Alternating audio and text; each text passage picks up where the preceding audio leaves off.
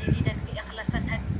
Kami tadahkan tangan kami ini, wahai Allah, dengan tangan yang pernah dan banyak melakukan dosa ini, ya Allah. Sudilah kiranya kau ampunkan dosa kami, ya Allah. Ampunkanlah dosa kedua ibu bapa kami, ya Allah. Ampunkanlah dosa pasangan kami, ya Allah. Ampunkanlah dosa anak serta zuriat keturunan kami, ya Allah. Ya Allah, bantu kami untuk kami perbaiki diri kami, ya Allah. Beri kekuatan untuk kami perbaiki ahli keluarga kami, ya Allah.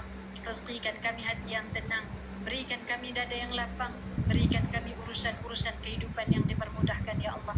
Ya Allah, rezekikan kami keringanan badan untuk kami solat di awal waktu, ya Allah. Ringankan badan kami untuk kami bangun bertahajud, menghimpun kekuatan daripada-Mu, wahai Allah. Rezekikan kami kelapangan masa untuk kami membaca Al-Quran di sepanjang hayat kami, ya Allah. Ringankan badan kami untuk kami menghadiri majlis-majlis ilmu, ya Allah. Ringankan tangan kami untuk kami memperbanyakkan sedekah, ya Allah. Ya Allah, andai ada dalam kalangan kami ini yang diuji dengan kesakitan, ya Allah, maka berikanlah kesembuhan.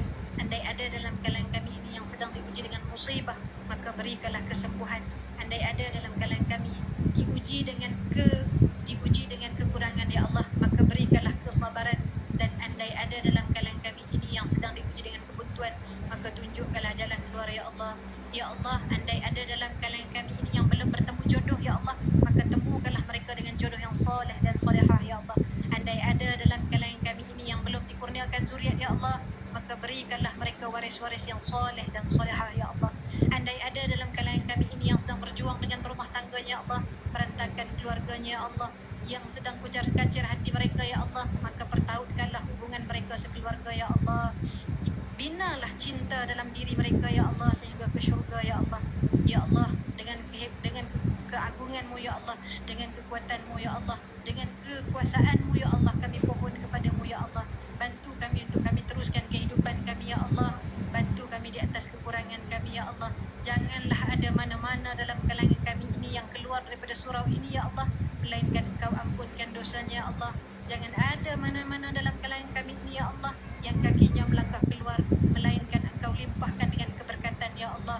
Masukkanlah ke dalam keluarga mereka ketenangan dan kebahagiaan, ya Allah. Bantu kami, ya Allah, di sisa hayat yang berbaki ini, ya Allah, untuk kami hidup menjadi orang yang baik, ya Allah, menjadi perempuan yang baik-baik, ya Allah, sehingga akhirnya dengan kebaikan ini, ya Allah, Kau akhirkan hayat kami, ya Allah, dengan kesempatan untuk kami tuturkan kalimah la ilaha illallah wa anna Muhammadur Rasulullah. Janganlah, ya Allah, Kau aib kami semasa atau sesudah kematian kami, ya Allah. Terimalah amal kami yang sedikit ini, ya Allah, dan berilah, ya Allah, kemampuan kepada kami, ya Allah, untuk kami menambah sebelum kami meninggal dunia, ya Allah. Rabbana atina fid